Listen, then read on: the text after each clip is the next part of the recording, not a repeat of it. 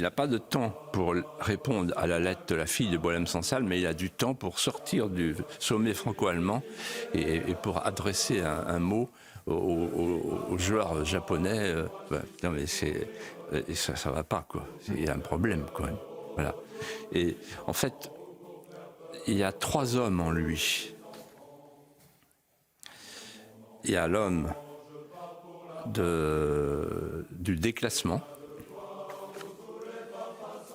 La France est un pays déclassé, endetté, smicardisé, tiers-mondisé. Ensuite, c'est l'homme, je dirais l'homme du grand déclassement, l'homme du grand remplacement, pour parler comme Éric Zemmour. Vous avez peut-être vu cet été, la Fondapol a repris une étude, les chiffres de l'INSEE, 1000 Afghans en 2007 et en 2025, 100 000. Et on nous dit non, il n'y a pas d'augmentation. Migration est une chance pour la France. Donc l'homme du grand remplacement, il aura été l'homme du grand remplacement, 500 000 entrées chaque année. C'est une ville de Toulouse tous les ans, depuis 7 ans. Et enfin, il est l'homme du grand effacement, avec une diplomatie de l'allégeance. Allégeance américaine, allégeance européenne, allégeance islamique, parce que par exemple la position de la France sur le Proche-Orient, elle est dictée par la rue arabe. C'est-à-dire qu'en fait, l'État est devenu le vassal des banlieues. Et puis l'effacement aussi des repères. C'est quand même un homme, Emmanuel Macron, qui triture la société, joue avec la vie, avec la mort, avec la filiation. Il se fait à la fois faustien, il cherche à dérober la vie, et prométhéen, il cherche à dérober le feu. Sicut Dei Heretis, disait le serpent.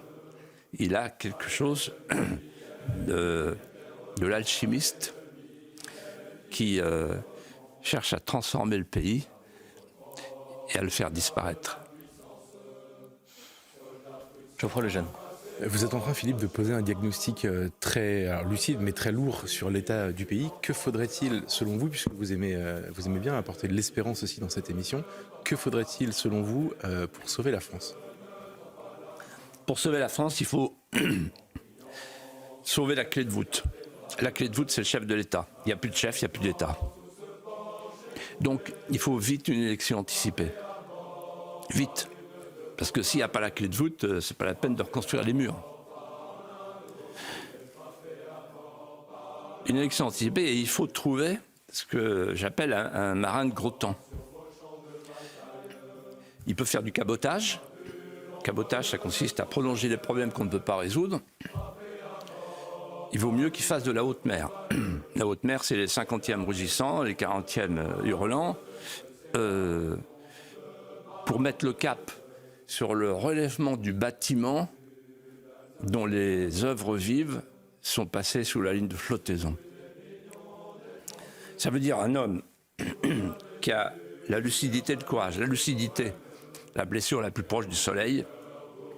La lucidité de comprendre qu'il n'y a plus les manettes, qu'on n'a plus les manettes. J'y reviens. Que la France a perdu le contrôle de ses frontières, de ses lois, de ses finances.